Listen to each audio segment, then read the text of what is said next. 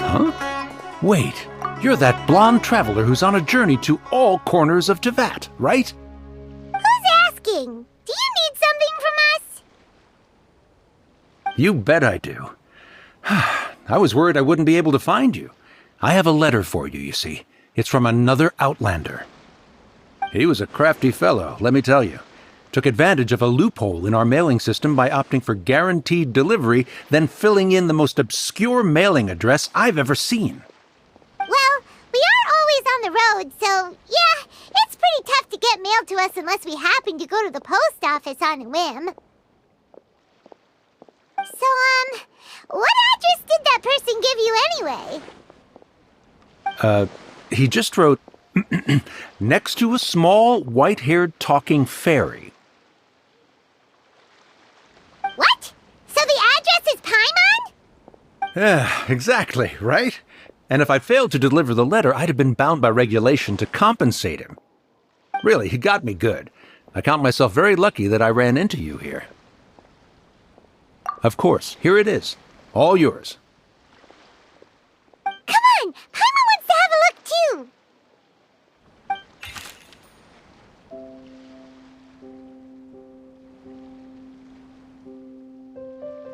Hiya, huh? So he's here in Sumeru. Now that Paimon thinks about it, Crafty does describe him pretty well. From what he wrote in the letter, it looks like he didn't think there was much chance of it reaching us. Or maybe he's just being sneaky. Do you think he's making this sound like a miracle of fate so that we'd have to go meet up with him? Yeah, you're right. It's always nice to see old friends. The letter says that he hangs out at Jafar Tavern every afternoon. Perhaps we should drop in on him then, huh?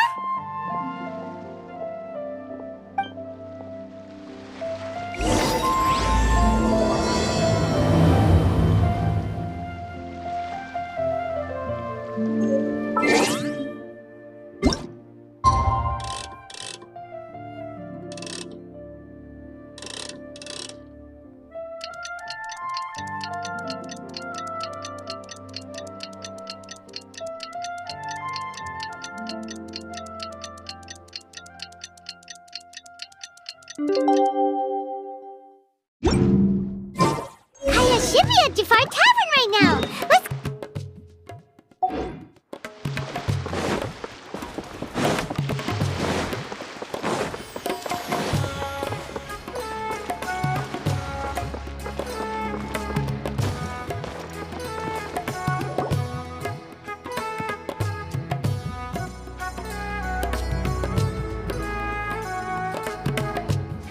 I'll have something I haven't tried yet, boss. Sorry, sir. I'm afraid you've already tried every type of liquor we serve. Oh? Well then, just the bill, please. That's just as well, I suppose. I do have other matters to attend to. Kaya, you're really here! Paimon half thought you were playing some sort of prank on us. Hey, Paimon, traveler. Looks like the gods smile upon me after all. And come now, I wouldn't joke about wanting to see my good friends. Wait a second. You must be here on official business, right? What do you think you're doing spending every afternoon drinking at the tavern? You itching for a lecture from Jean? Not at all. The acting Grand Master positively terrifies me. Why would I ever do anything that might displease her? The truth is, I'm in Sumeru to learn about the alcohol industry here. So despite how it might look, I'm actually at Jafar Tavern for strictly business purposes. Sumeru spices are famous the world over, and it's long been rumored that this fine establishment was where a certain very popular spiced cocktail was invented. That's why the Knights sent me, their foremost expert in alcoholic beverages, to come and see if it is as good as the rumors say. And how did that go? So far, so good. I'm already in talks with some spice merchants in Port Ormos about some potential collaboration.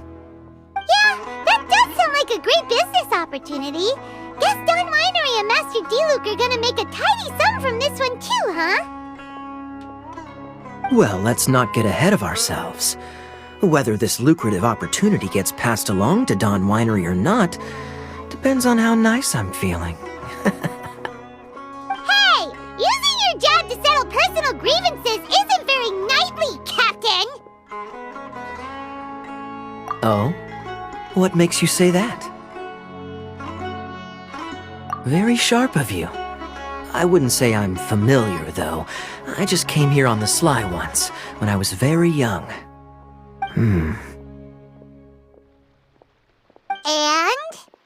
Do continue. Do I have to?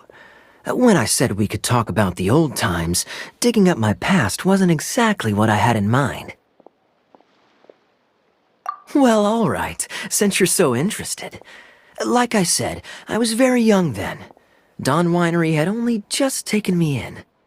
I overheard my adoptive father talk about sending a team of merchants to Sumeru during a business meeting. I'm sure you'll agree that everyone's curious about their roots on some level. And my roots? They're in Conria, which is said to have been located deep underground, somewhere near Sumeru. And so I stowed myself away amidst the cargo, and silently joined the merchant delegation on their trip to Sumeru. But it wasn't long before the merchant delegation received news that I'd gone missing. Their leader promptly found me, and before I knew it, my adoptive father was dragging me back home by the ear. It was a short-lived adventure. Sorry I don't have a more thrilling story for you. Honestly, not much. The only reason I knew that Conria was near Sumeru is because I happened to read that in a book when I was young. My life had less and less to do with Conria as I grew up, and so I started caring less as well. I used to believe that I had inherited some sort of duty from my father. But then I began to wonder. Maybe my father left me in the peaceful land of Mondstadt for no other reason than simply to give me a happier life. A happy life sounds good to me, of course, even if it means being cut off from certain things. This is obviously all speculation. Simply put, I'm afraid that I'm not particularly in the know on this topic. These days, my surname, Alberich, is probably the only link to Conria that I have left. One death afternoon, please, boss. Tell me, what do you know about the significance of that name, Alberich? Dainsleif? Ah, you've decided to join us. I was wondering how long you planned on listening in. I believe I've seen you before in Mondstadt. Dainsleif, if I'm not mistaken. So you remember me. Then we are already acquainted, Kaya Alberich, descendant of the Abyss Order's founder. Huh? What? I take it that you weren't aware of this until now, Kaya. Or you wouldn't have been so forthcoming with your surname. Oh my. That's quite a lot of baggage for a surname, isn't it? Though I must say, it does confirm an old suspicion of mine. I suppose that was why my father left me in Mondstadt after all. I'm surprised that you take me at my word without the faintest hint of skepticism. Well, perhaps what you told me just happens to answer some questions I carry in my memories. And in any case, I recognize your eyes. You're a pure-blood Conrian, aren't you? Very clever. Forgive me for being direct, but I sincerely hope this new knowledge doesn't change anything. If you've already let go of your ties to the past, then keep it that way. Kaya, you're not involved with the Abyss Order in any way, are you? Hey, hold on now. This conversation has taken a rather sudden turn for the deadly serious. And I'm afraid that as someone from Mondstadt, I'm not accustomed to this sort of atmosphere.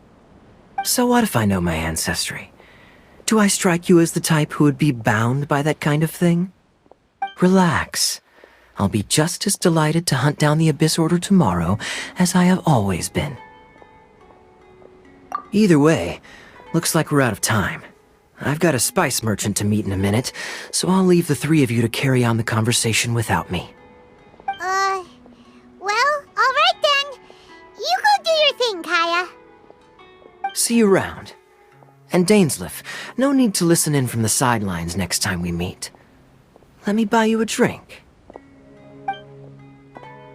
You don't really trust him, do you, Dane? You're both from Conria, but you get on like oil and water. The fact is, I still do not know him well. It would be meaningless for me to jump to conclusions. But can a person truly be unaffected by their ancestry? This remains to be seen. Well, I suspect that they call your brother their prince, precisely because there is a succession of sorts. Oh, so if he was the founder, he'd be the king, right? I mean to investigate the Loom of Fate. Do you remember that name? Yeah, the Abyss Order's evil plan! We learned about that back in Mondstadt. Not new. Not exactly. My memories suffer from erosion. But while I was recovering my health recently, I suddenly remembered something. Your brother. He mentioned the Loom of Fate back when we traveled together. Apparently so. I was also quite surprised when these memories tallied up. I recall that we were traveling to Sumeru when the matter was brought up. So, you're going to the place that he mentioned back then? Correct. At that time, they must have been introduced in one way or another to this concept. If I recall correctly, we were somewhere in Avidya Forest then. Well, what are we waiting for? Let's go!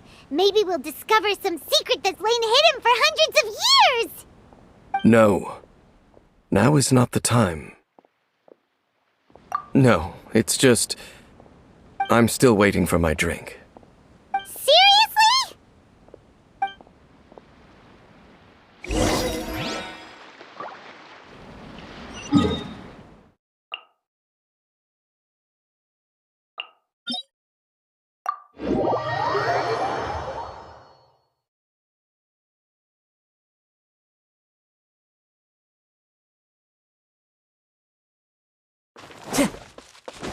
Time to go.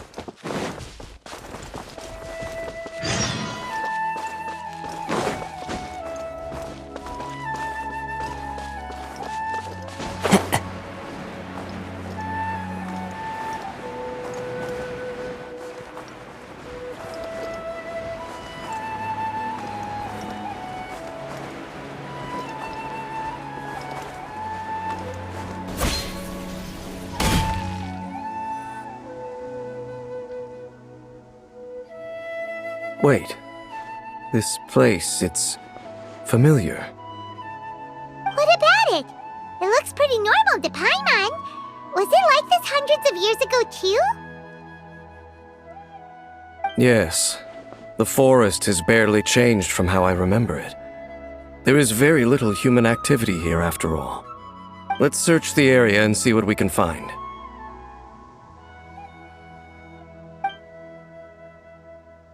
Is this a field? It must belong to whoever owns that house over there. But it looks like it's been abandoned for a long time. You could be forgiven for thinking nothing was ever grown here. Or, wait, maybe nothing ever was grown here. It's an extinguished bonfire. Forest rangers, perhaps? Looks like it's been ages since it was last lit. And clearly they put it out carefully to prevent a forest fire, too. That's responsible. Nothing else stands out in this area. All that's left is that building. Come on. Wait, we're just gonna go barging in? What if someone's home? Unlikely. There are no signs of life in this area. We should be able to enter without incident. If you say so. Well, you lead the way then, Dane.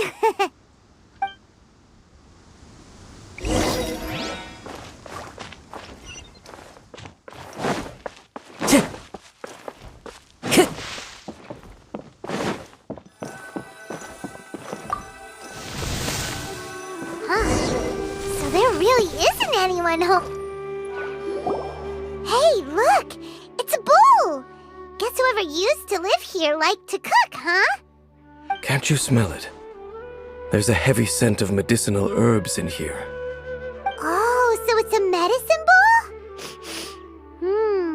Seems you're right. You've got a good nose on you, Dane.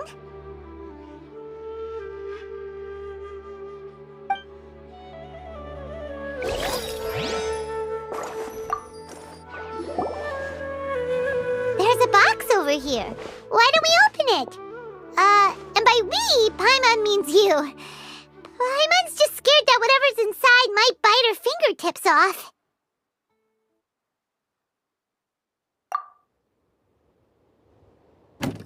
Huh? This is a mirror. It's broken too. Was this a makeup box? That's kinda disappointing. Paimon was hoping we'd uncover some super big secret, especially after Dane talked this place up.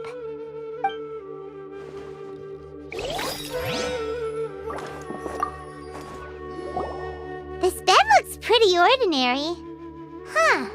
There's nothing underneath it either. What sort of person would want to live here? It's so dark and damp. Can't be all that comfortable.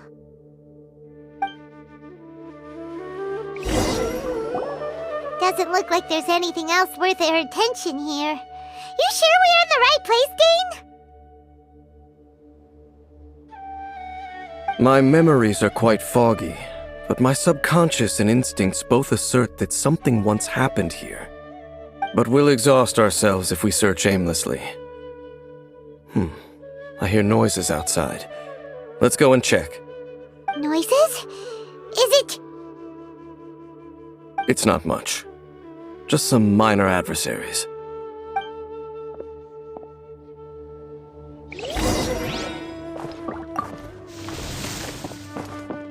Monsters?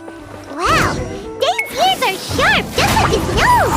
This is surprisingly good taste for a 500-year-old. Although for someone who's as full of surprises as Dane, it's hardly a big deal. Anyway, let's beat up these monsters! Shine down! Wind strike!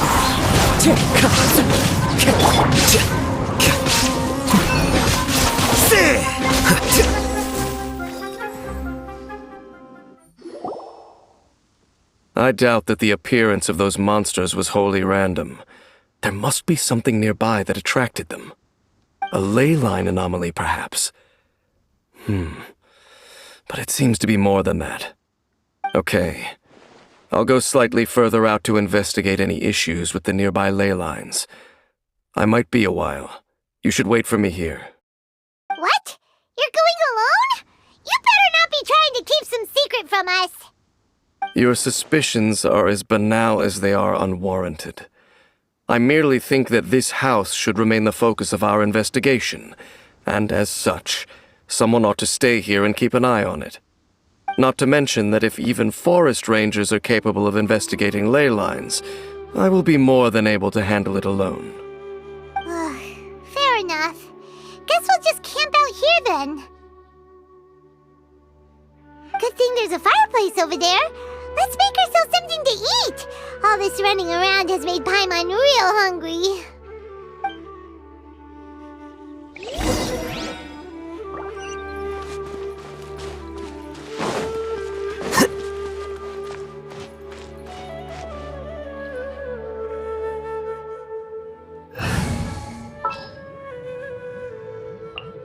Good eye.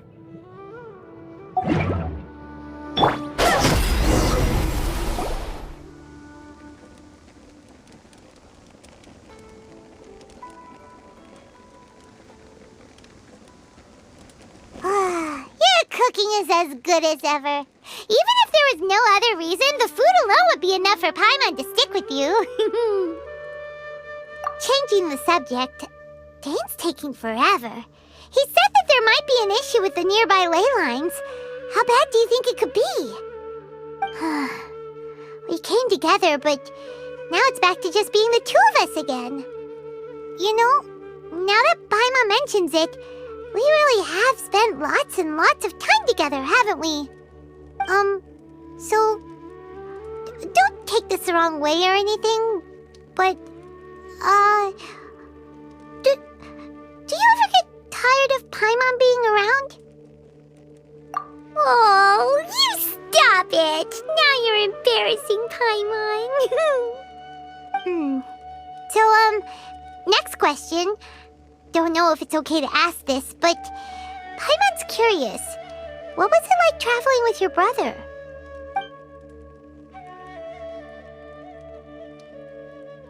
The stars? Wow.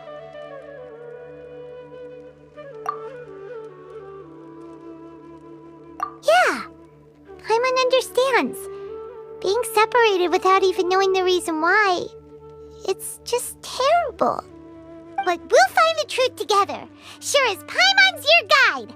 Just you wait, Heavenly Principles, and you too, Teyvat.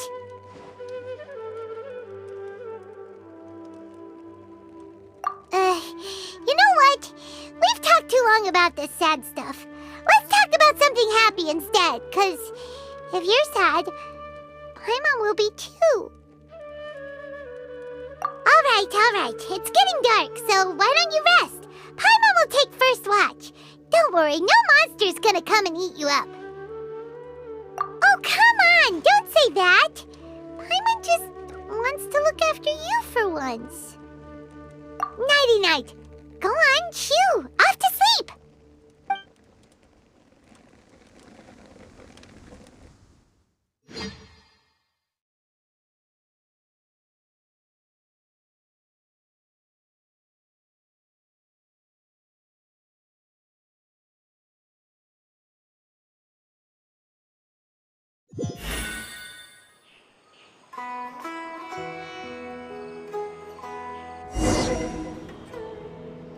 Hey, time to wake up.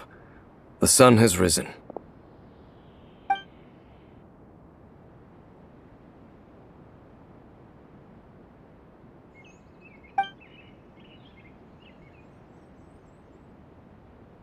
What a deep sleeper. You do know that we need to... Tear stains. You dreamed of your sibling last night, didn't you? All right. Rest here a bit longer then.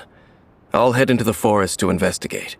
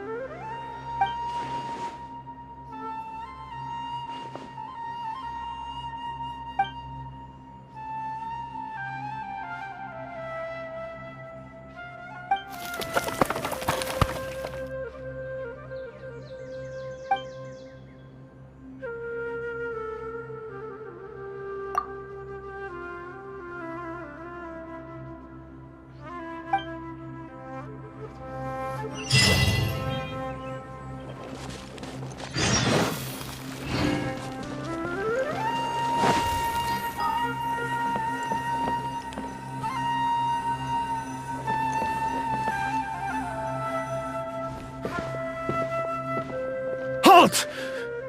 What do you think you're doing? This place is not whatever you think it is. Nor should you be poking your nose into my business. Begone! Your travel companion. You mean the one that was keeping watch by your side last night? Your companion departed for the forest early this morning. That much I saw with my own eyes.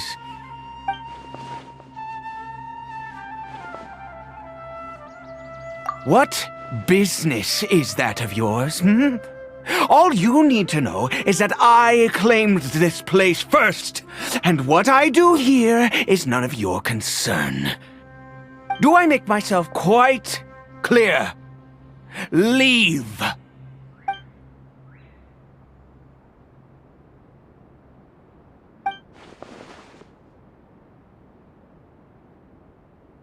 Well, what are you waiting for?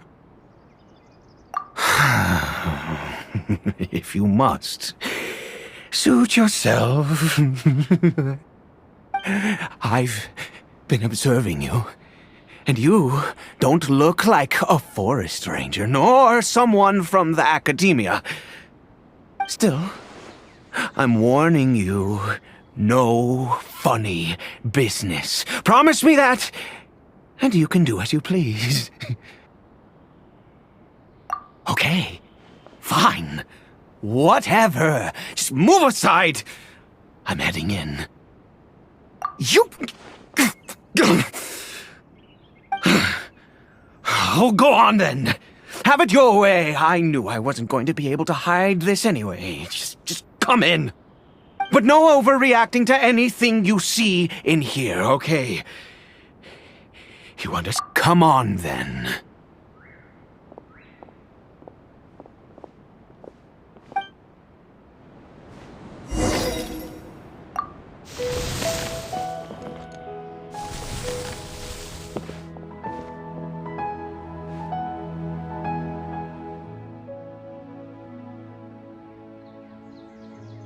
Mind your own business. And don't worry, he isn't aggressive. How could he be? He was too young for anything like that. So don't you lay a finger on him. Just find yourself a corner to rest if you're tired or cold. Huh? You know Conria? Who are you, exactly? And how do you know I'm from Conria?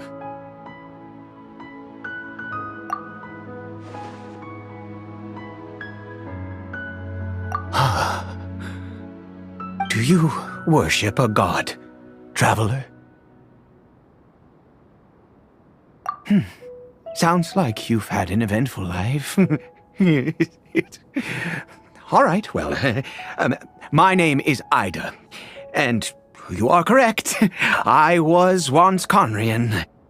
I apologize for my earlier hostility, but you must understand, as far as I'm concerned, humans who do not worship the Seven are nigh extinct. And all who place faith in the gods are my enemies. That may be.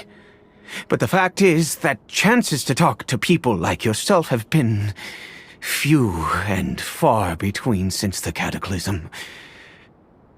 This wretched curse of immortality. Who knows how long I must continue to suffer like this? The curse. It was a little gift given to the people of Conria by those vile gods. We lost our home, our loved ones, everything. The agony of the cataclysm itself was already too much to bear, but then came the curse, robbing us any chance of release. All we can do is watch helplessly as our souls erode and our bodies decay.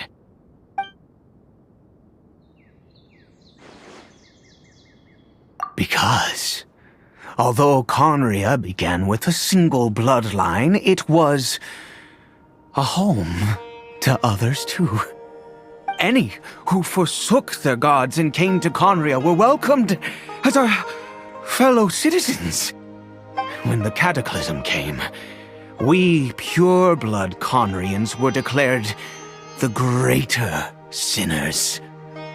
Upon us the gods placed the curse of immortality.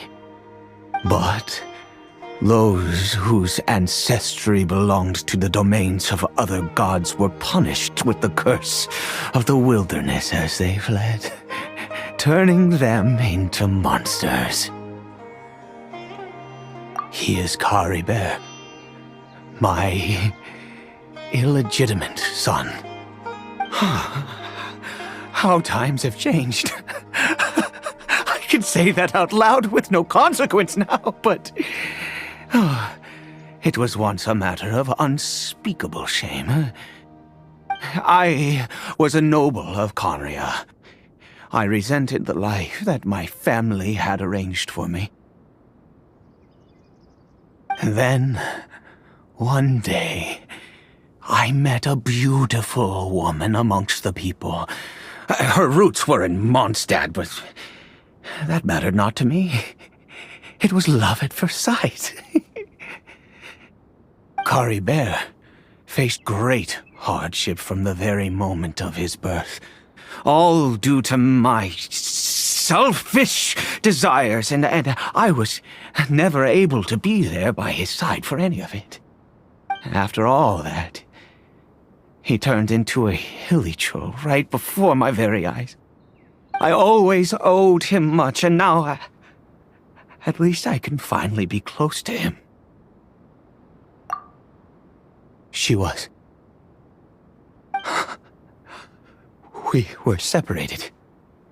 I do not wish to dwell on it. It could be worse. I suffer the pain of loss because I once had everything I could wish for. And now that I have lost almost everything, the little that remains I see with new clarity.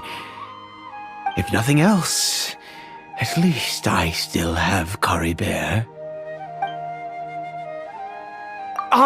Yes, that reminds me. I only returned here to check on Caribert, but I do have other things I wish to do. You may come with me, if you're so inclined.